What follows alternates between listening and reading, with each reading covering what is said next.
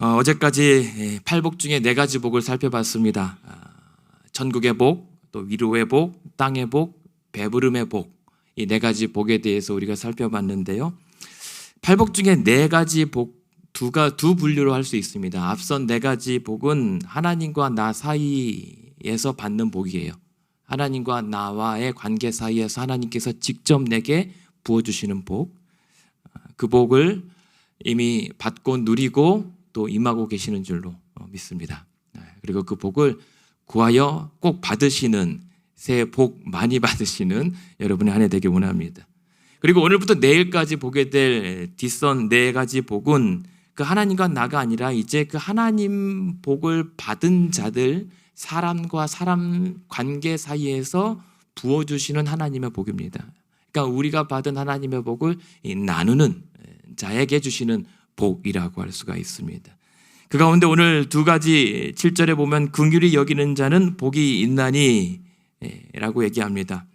긍휼이라고 하는 것은 무엇입니까? 마태복음 보시면 앞으로 긍휼이라고 하는 의미와 또 이 본질에 대해서 많이 예수님께서 강조하세요.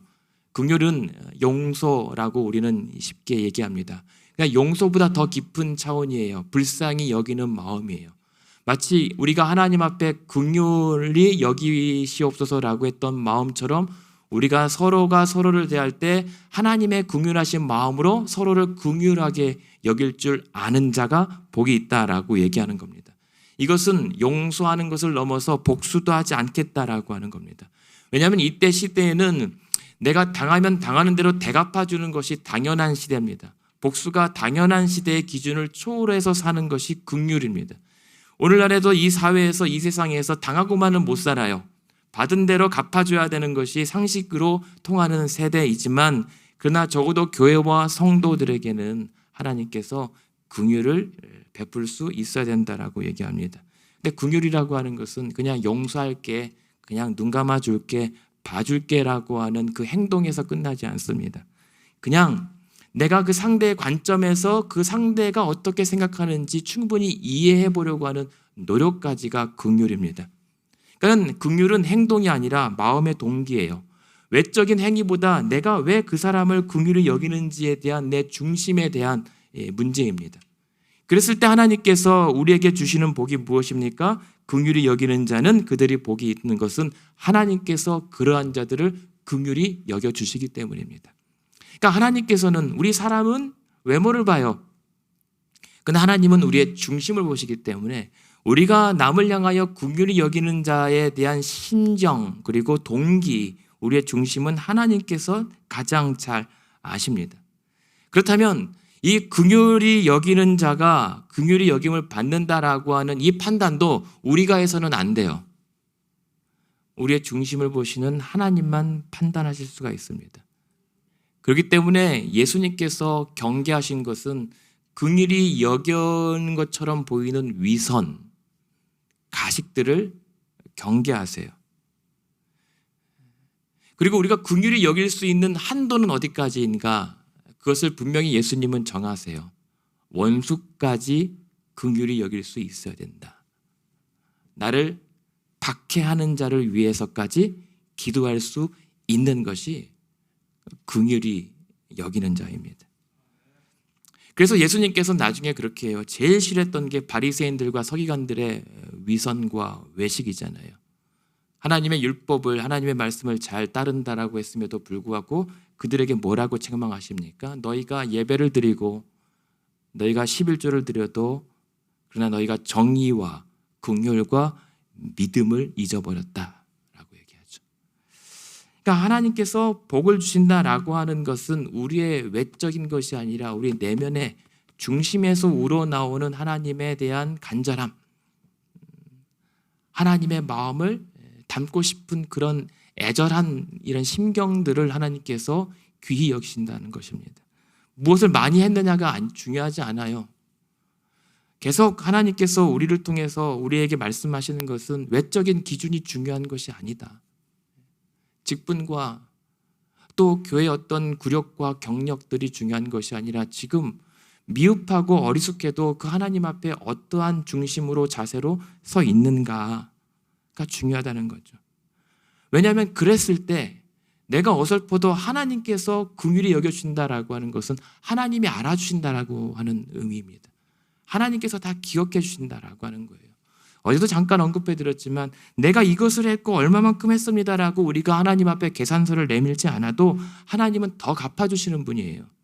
우리가 그냥 무지불식간에 그 옆 사람 가난한 자에게 목마른 자에게 냉수 한 그릇 떠다 줬더라도 우리는 그 냉수 한 그릇을 값어치 있게 챙기지 않지만 하나님은 냉수 한 그릇 값까지도 정산해 주시는 분이란 말입니다.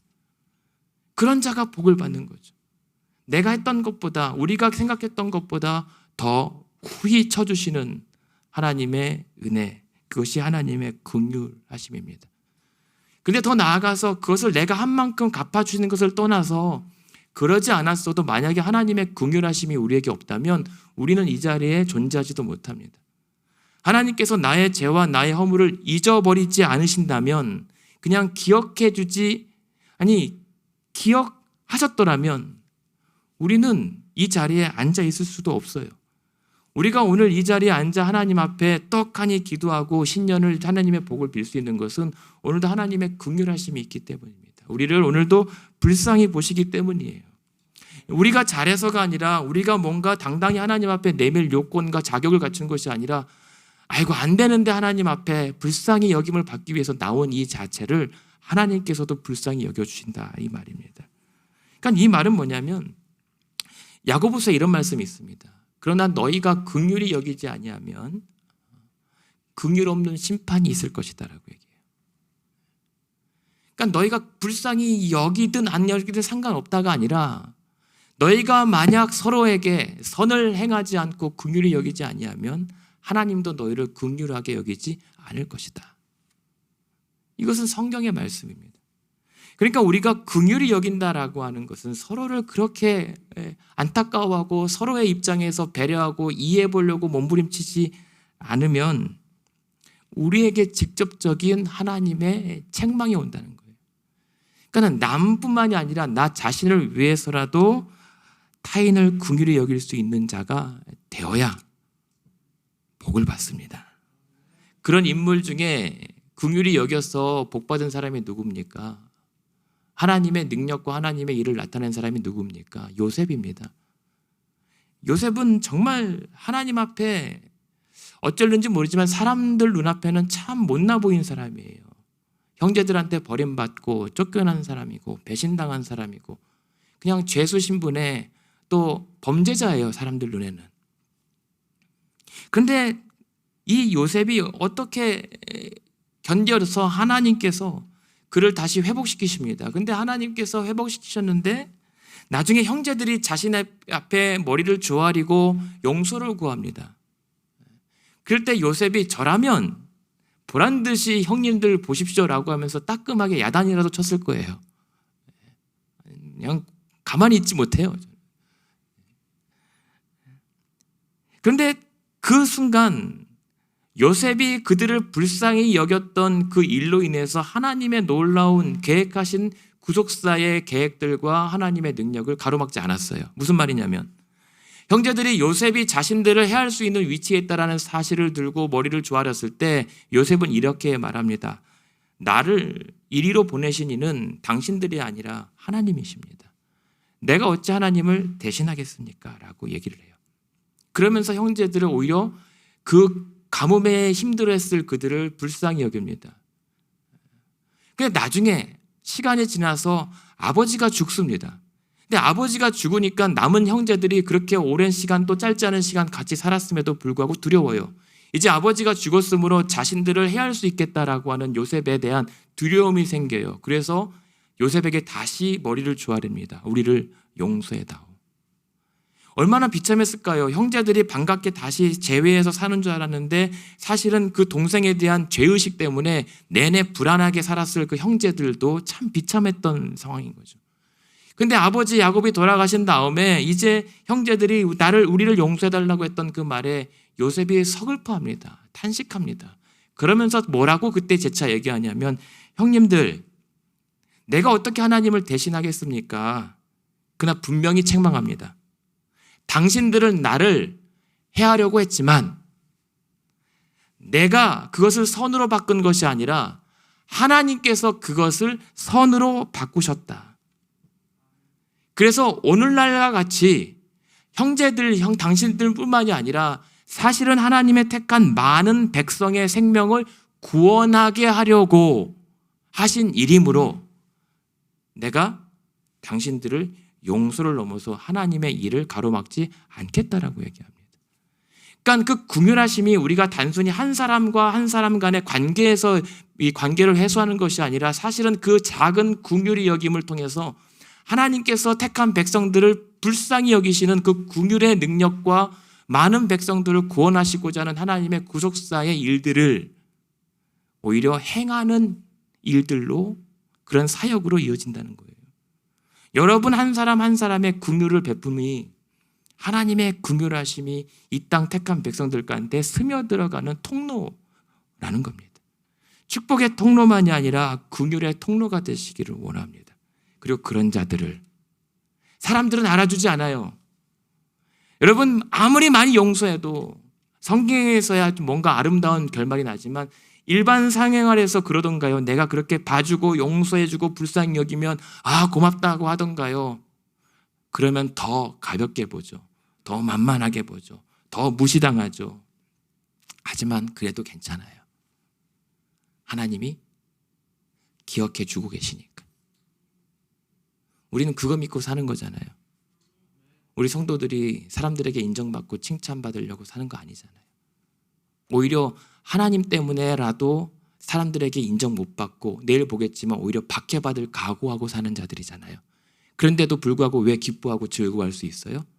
사람들은 몰라도 하나님은 알아주고 계실 것을 알기 때문에 그렇게 긍휼히 여길 수 있는 한 해 되시길 원합니다.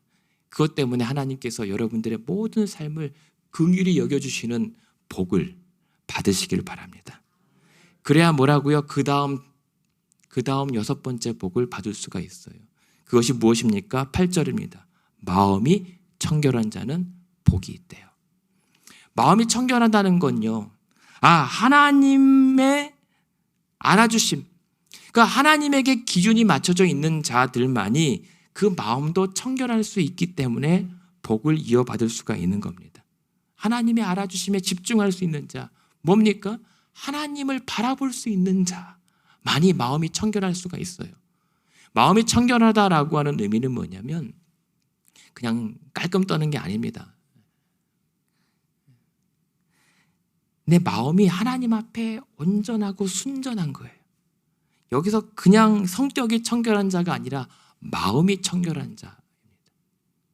하나님 앞에 어떻게 해서든 온전하려고 하고 순전하려고 하는 그 몸부림 치는 자가 복이 있대요. 이 말이 왜 중요하냐면 그때 당시 마태복음에 있는 유대인들의 정결의 기준은 예배를 얼마나 깔끔하게 드리는가, 그 예전과 의식을 얼마나 온전하게 집행하는가에 따라 달려 있었어요.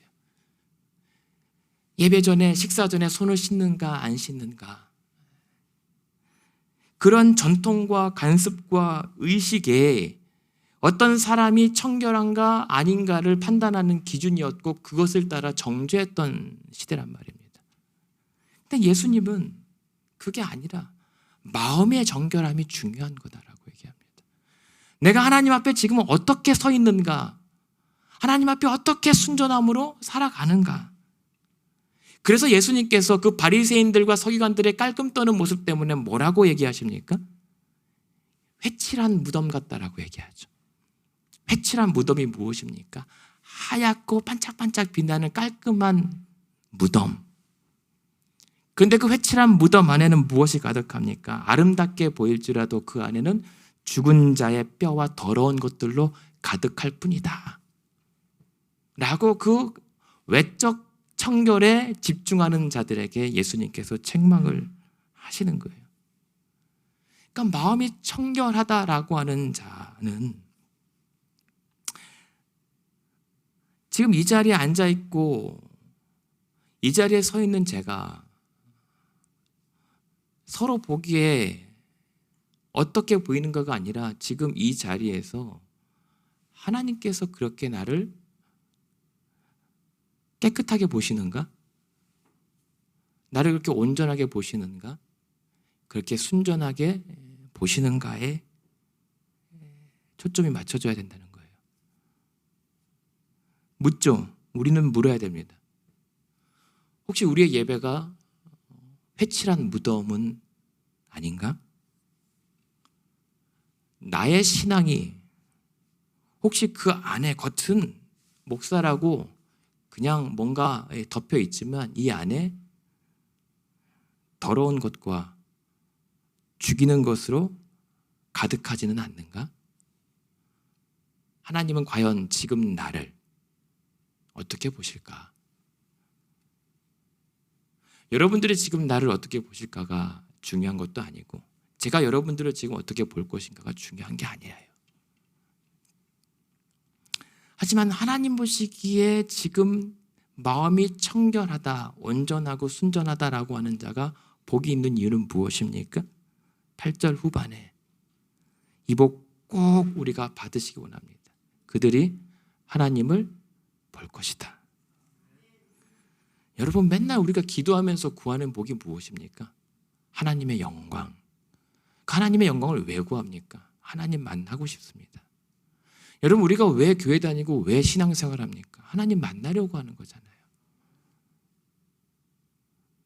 여러분, 이 사실을 우리는 정말 중요하고 심각하게 생각해야 됩니다. 우리가 왜 교회 다녀요? 왜 우리가 예수 믿어요? 하나님 만나려고 하는 거지. 하나님께서 주시는 그 부스러기 만나려고 오는 게 아니잖아요. 그러니까 하나님 앞에 어떻게 해서든 바로 서려고 하는, 하나님께서 나를 어떻게 해서든 불쌍히 여겨주시기를 바라는 그런 자만이, 그런 사모하는 자만이 하나님을 보게 된다는 거예요. 여기서 하나님을 보는 복이 무엇입니까? 하나님과의 친밀한 교제가 회복되는 거예요.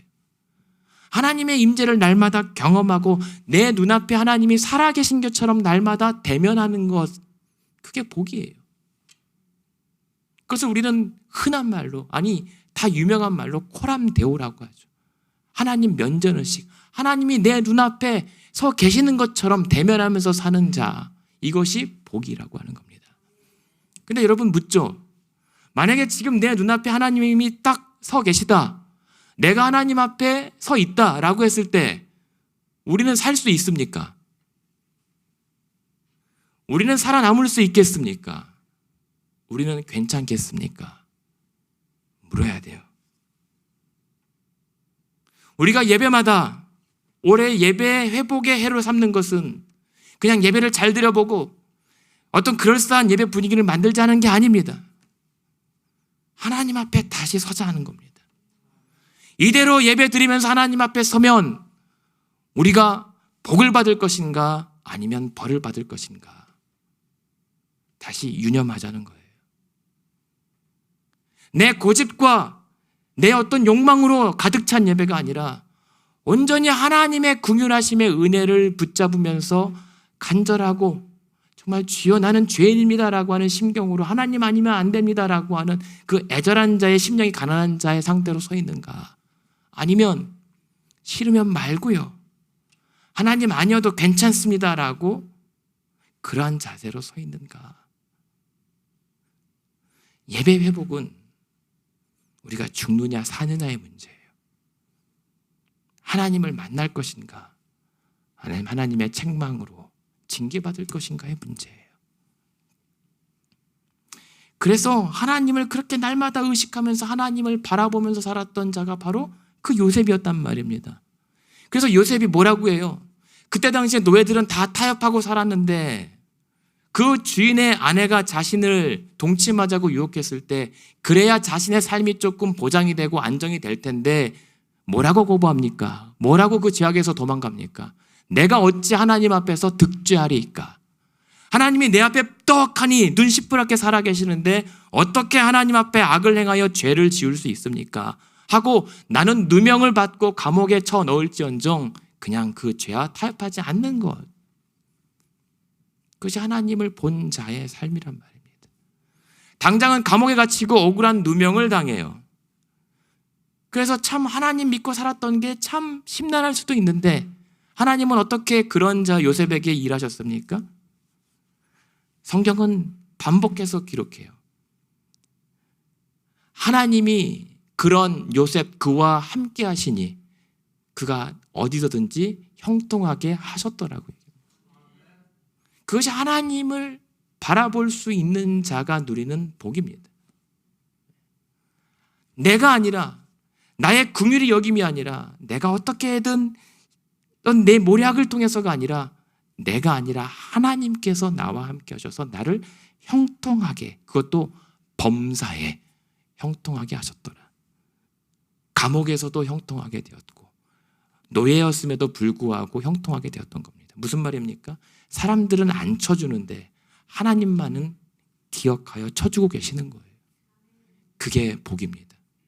여러분, 이 한 해에 하나님께서 여러분과 늘 함께 계셔서 그 함께 계신 하나님을 날마다 내 눈으로 보아 날마다 친밀한 하나님의 교제를 통해서 여러분의 범사에도 하나님을 볼 수 있는 자의 형통함의 축복을 부어주시기를 소망합니다.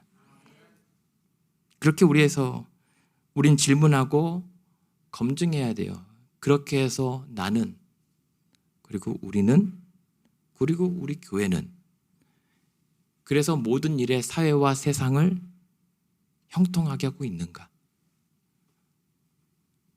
나 때문에 내 이웃이 형통하고 우리 때문에 우리 주변이, 우리 이웃들이 형통하고 우리 교회 때문에 이 지역이 형통하고 있는가? 아니면 그들의 앞길을 가로막고 있는가? 분명 마음이 청결한 자, 긍휼히 여기는 자 복이 있다고 했는데 우리는 복 받았다고 착각하고 오히려 우리 안에서만 형통하고 당장 교회 밖 혹은 내 신앙 바깥만 나가면 꽉 막혀 답답하게 만들고 있는 것은 아닌가? 그리고 그것을 하나님의 복이라고 우기고 있는 것은 아닌가? 마침 바로 어제입니다. 기독교 한 뉴스에서 비성도, 비개신교인들에게 한국 교회 호감도를 물었는데, 여러분들 요즘 교회 설문조사하면은 썩 좋은 결과가 안 나온다는 것은 우리가 잘 알고 있는데, 이렇게 물었어요. 교회에 대한 호감도, 신뢰도 아닙니다. 호불호, 좋으냐 싫으냐의 호감도를 물었더니 우리 개신교 교회가 몇 % 나온 줄 아십니까? 무려 14%. 안 놀라시네요. 1위가 좋아한다, 호감이 있다라고 하는 종교가 어딘 줄 아십니까? 무려 50% 불교입니다. 2등은 48% 천주교입니다. 그리고 맨 꼴찌에 그 밑바닥에 14% 개신교예요. 놀라운 것은 교회 안 다닌 사람들이라 그렇지만 교회 다닌 사람들도 똑같이 불교 1등, 천주교 2등, 교회 14%. 성도들. 여러분, 그래서 물어봤어요. 교회를 신뢰할 수 있습니까? 없습니까? 교회 안 다니는 사람들은 60% 좀 안 되게 교회 못 믿습니다. 근데 이제 좀 충격인 것은 교회 다닌 사람들이 교회를 신뢰하십니까? 몇 퍼센트 나올까요? 여러분 만약에 지금 교회를 신뢰하십니까? 물어보면 뭐라고 대답하실 거예요? 신뢰합니다라고 답하실 거 아니에요. 우리는 100%라고 저는 믿어요. 근데 다른 교회와 세상은 아닌가 봐요. 50%예요. 교회를 신뢰합니까? 신뢰할 수 있습니까? 그러니까 지금 그것을 우리 성도님들에게 비교해 보면 여기 앉아 계신 두 분 중에 한 분은 교회를 못 믿는 거예요. 이 목사를 못 믿고 앉아 있는 거예요. 이 세상의 판단이 교회를 향한. 근데 제가 드리고 싶은 말씀은 사실 이게 아니에요. 근데 왜 싫어하냐? 왜 못 믿느냐라고 물어봤어요. 왜 신뢰하지 못하느냐? 근데 교회 다니는 사람들에게는 교회가 부패했고 교회가 사회적인 책임을 잘 감당하지 못하고 지나친 전도가 좀 심했고 지나친 독선 때문에 그렇다라고 얘기를 해요. 그런데요, 성도들은 그렇게 생각했는데 교회 다니지 않는 사람들은 비슷한 듯 다르게 대답해요. 왜 교회를 신뢰하지 못하는가? 왜 성도들을 신뢰하지 못하는가? 교회가 조금 부패했다는 얘기는 많이 들었으나 너무 교회가 차별이 심하고 혐오가 심하고 독선이 심해서 못 믿겠다라고 얘기해요. 그러니까 우리가 세상 사람들이 교회를 믿지 못하는 이유는 부활 어렵지, 지옥 어렵지, 천국 어렵지, 비합리적이지라고 생각할 것 같은데 오히려 교회 안 다닌 사람들조차 그건 관심이 없어요. 원래 교회나 종교는 그러한 교리를 믿는 것이 당연하다라고 여긴단 말입니다. 대신 세상이 교회들에게 믿지 못하는 이유는 너무 타인에 대하여 무례하다라고 하는 거예요. 사랑의 종교고 긍휼의 종교라고 할지언정 그것은 자기들만의 이야기라고 삼는 거죠. 그래서 못 믿겠다는 거예요. 그러니까 이게 제가 저한테는 충격이었던 게 뭐냐면 세상의 교회에게 우리 성도들에게 기대하는 것은 대단한 게 아니에요. 대단한 어떤 구원의 진리 이전의 상식이에요. 상식선까지만이라도 좀 보여주라 이거예요. 사회적인 책임을 못 져서 성도들은 사람들이 세상의 교회를 싫어한다고 생각해요. 사회적 책임 얘기도 안 해요. 그러니까 거의 제일 마지막 수준의 교회가 사회적 책임을 못해서 그러지 않을까라고 생각하지 메인 이슈가 아니에요. 교회를 못 믿는 이유는. 그냥 사회적 책임 다 못해도 좋으니 기본만 하면 좋겠다라고 하는 거예요. 그러니까 성도들이나 믿지 않는 사람들이나 공통적으로 교회를 향하여 기대하는 것은 뭐냐면 사람에 대한 예의, 타인에 대한 겸손한 태도, 이거란 말입니다. 하나님 좋다 이 말이에요. 그런데 사람과 사이 하나님 믿는 사람들 간에 긍휼히 여길 줄 알고 하나님 믿는 자라면 그 삶 가운데 어떻게든 순전하고 정직하고 바르게 살려고 몸부림치기라도 하면 좋겠다. 근데 그러지 못하니 못 믿겠다라고 얘기하는 거예요. 그럼 무슨 말입니까? 지금 오늘도 이 글램비 지역과 이 시카고 지역 멀리 안 가도 돼요. 땅끝 안 가도 돼요. 바로 이웃들이 우리 교회와 여러분들에게 기대하는 것은 서로 불쌍히 여길 수 있는 모습만 있으면 된다는 거예요. 서로 용납하고 이해하고 싸우지만 않아도 믿을 수 있겠다는 거예요.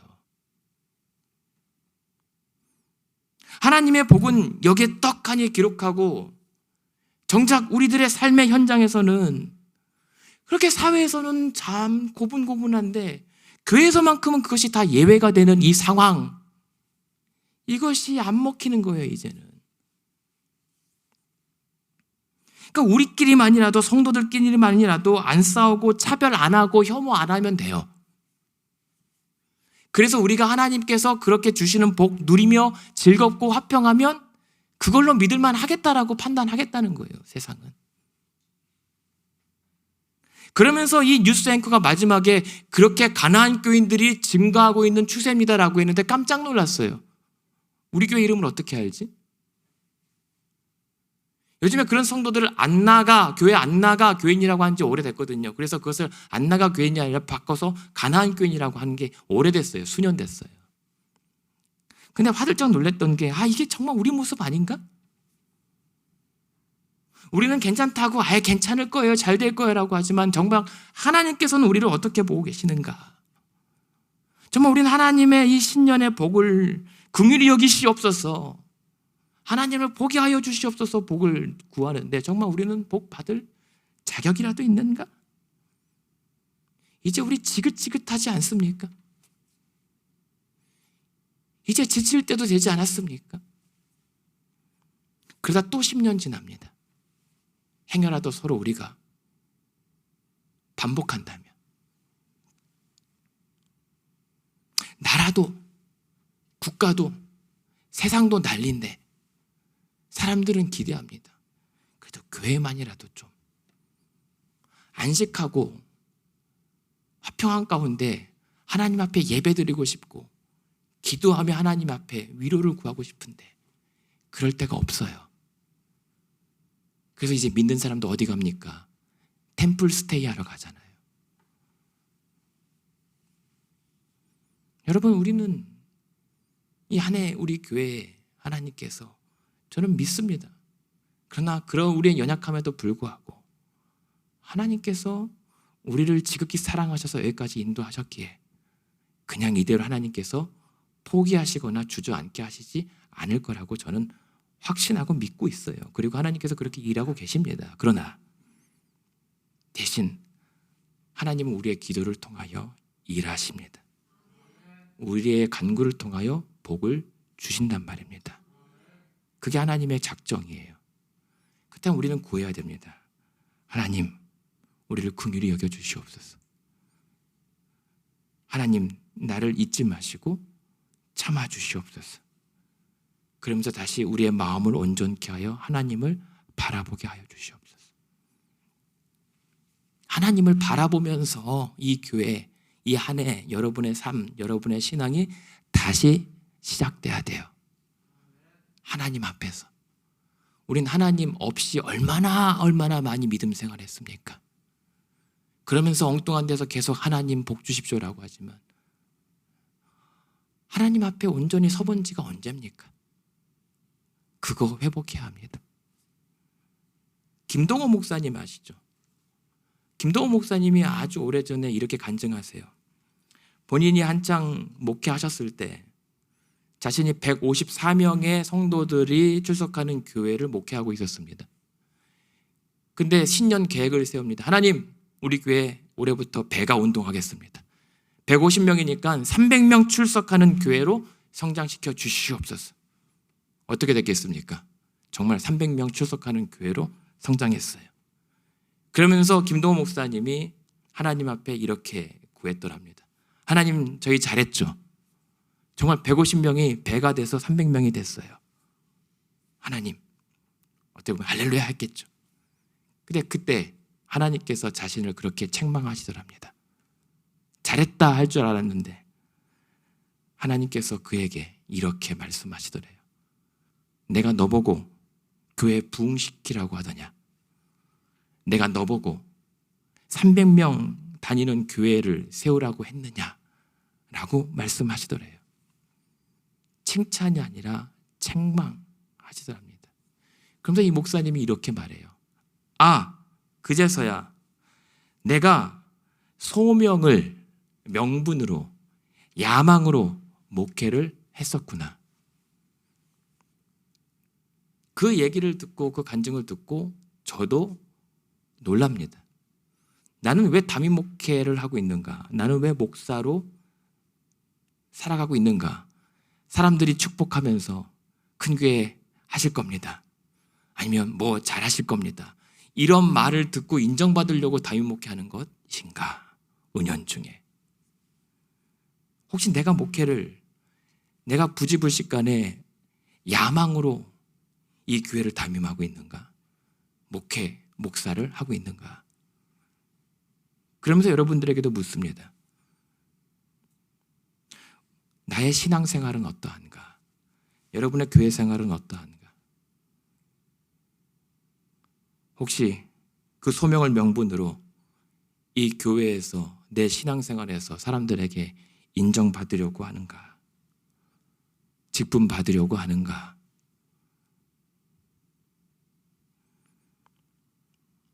우리는 하나님보다 너무 우리 자신에게 집중하는 경향이 있습니다. 교회 생활하고 신앙 생활하면서 심지어 봉사하면서도 하나님이 아니라 내 자신과 우리 자신에게 너무 집중할 때가 많아요.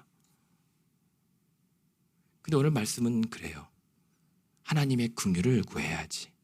사람들의 인정은 아니다. 하나님을 바라봐야지. 다른 것을 바라보지 말라. 그래서 성경에서는 뭐라고 얘기합니까? 예수님께서 아예 대놓고 말씀하시죠. 나는 긍휼을 원하지 제사를 원하지 않는다 그래요. 호세아 선지자도 얘기합니다. 하나님은 번제가 아니라 하나님 아는 것을 기뻐한다고. 우리는 하나님 알기를 원합니까? 예배를 원합니까? 그러나 말라기 선지자에게 이렇게 말씀하십니다. 그러한 예배를 드릴 거라면 하나님께서 직접 내가 그 성전문을 닫아버리면 좋겠다. 교회를 닫아버리겠다. 그러한 희생 제물이라면 그 제물의 똥을 얼굴에 발라버리겠다. 묻습니다. 우리는 진지하고 심각하게 하나님 앞에 물어야 합니다. 우리의 예배는 어떠한가? 나의 신앙생활은 어떠한가? 여러분 올 한 해 하나님을 만나길 원하고 하나님께서 여러분들의 삶을 긍휼히 여김을 받길 원하십니까? 예배를 회복해야 합니다. 정말 예배의 회복을 원하십니까? 그렇다면 지금 내 신앙의 자세와 삶의 예배를 시급히 회복해야 합니다. 죄송해요. 이 새해 하나님의 복을 빈다면서 계속 어쩌면 책망과 권면의 말씀을 드리는 것 같아 아침마다 참 괴롭습니다만 그것이 올 이 한 해에 우리에게 주시는 하나님의 근엄한 명령입니다. 그러나 괜찮아요. 그런 우리 연약함을 너무 잘 아시기에 하나님께서 오늘 저와 여러분에게 원하시는 것은 그러니 다시 내게 하나님의 긍휼을 구하고 나 하나님을 바라보라. 그럼 내가 복 주겠다. 얼마나 좋아요. 여러분 세상에서 얼마나 우리의 시선들과 관심들을 빼앗고 마음을 빼앗아요. 근데 이 아침만큼은 혹은 주일만큼은 혹은 하나님 앞에 나와 기도하고 엎드리는 예배 순간만큼은 하나님만 바라볼 수 있으니 얼마나 좋아요. 그 하나님의 잠깐의 눈맞춤으로 삶을 살아갈 수 있는 용기와 힘과 능력과 위로가 생기잖아요. 여러분 예배 때 하나님의 눈맞춤이 일어나지 않으면 우리 못 삽니다. 여러분 요즘에 삶이 지치고 힘드시잖아요. 왜 그런 줄 아십니까? 예전엔 더 힘들었잖아요. 옛날엔 더 고달팠잖아요. 근데 이렇게 힘들진 않았어요. 왜 그렇죠? 그땐 하나님을 만났기 때문에. 지금은 더 잘 먹고 잘 살고 풍요로운데 왜 힘들어요? 하나님 구하지 않기 때문이죠. 구하여도 바로 찾지 않기 때문이죠. 저도 마찬가지입니다. 그래서 기도 제목이 생겨요. 요한계시록의 22장 4절에 보면 어떤 말씀이 있습니까? 우리는 장차 그때 그날 하나님을 만나게 될 거예요. 하나도 안 기뻐하시네요. 하나님을 보게 될 거란 말입니다. 그 정말 가장 바라는 복을 우리가 누리게 될 거예요. 그런데 그때 이런 말씀이 있습니다. 그때 그의 얼굴을 볼 터이요 그의 이름도 그들의 이마에 있으리라. 무슨 말입니까? 우리는 하나님과 만나게 될 거예요. 근데 하나님께서 나를 불러주실 때 저는 이렇게 소망해요. 가나안 교회 담임 목사야, 잘 왔다. 원치 않습니다. 작년에 제 친구가 죽어서 얼마 남지 않았어요. 누가 얼마 남지 않았냐면 제 이름을 그대로 불러줄 수 있는 사람이 얼마 안 남았어요. 아마 여러분도 마찬가지일걸요? 누구 아빠 혹은 누구 엄마로 불리는 대신 자기 이름을 불러주는 사람은 이제 별로 안 남았을걸요? 근데 자기 이름을 불러준다는 게 어색한데 얼마나 새로운지 몰라요. 근데 저는요, 하나님 앞에 섰을 때 하나님께서 저를 맞이하면서 김 목사 어서 오게 이렇게 얌전하고 점잖게 안 불러주셨으면 좋겠어요. 그냥 제가 저희 애들이나 또 친한 사람들을 부르는 것처럼 내 아들, 내 이름을 불러주시면서 그냥 다른 거 호칭 다 빼고 정구가 라고 불러주시면 좋겠단 말입니다. 여러분, 그게 얼마나 좋아요. 여러분, 직분 다 필요 없어요. 명예 다 필요 없어요. 예수 이름보다 더 귀한 것은 없다고 우리가 그렇게 찬송하면서 왜 다른 것을 그렇게 놓지 못하는가? 하나님 앞에서 불리움 당할 내 이름 하나면 충분합니다.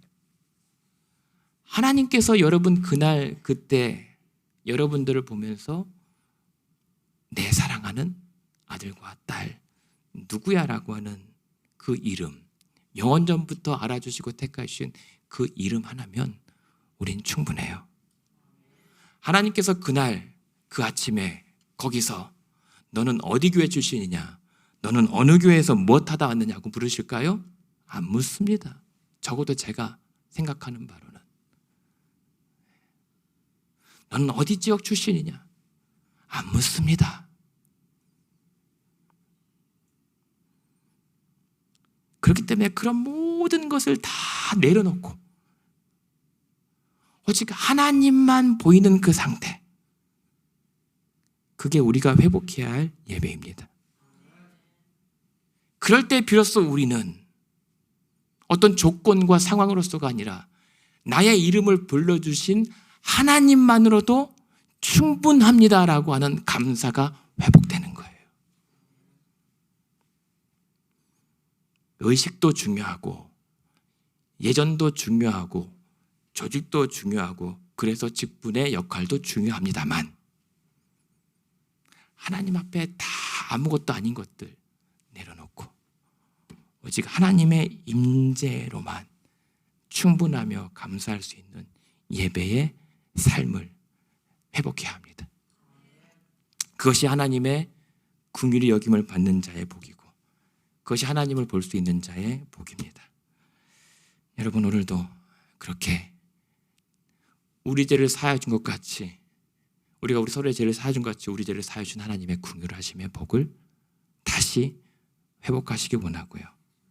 그 하나님 앞에 오늘 하루라도 온전하게 살려고 몸부림치는 그런 마음의 순전함을 통해서 범사에 하나님께서 함께 하셔서 형통케 하시는 그런 하나님을 경험하는 복받은 하루 되시기를 주님의 이름으로 축원드립니다.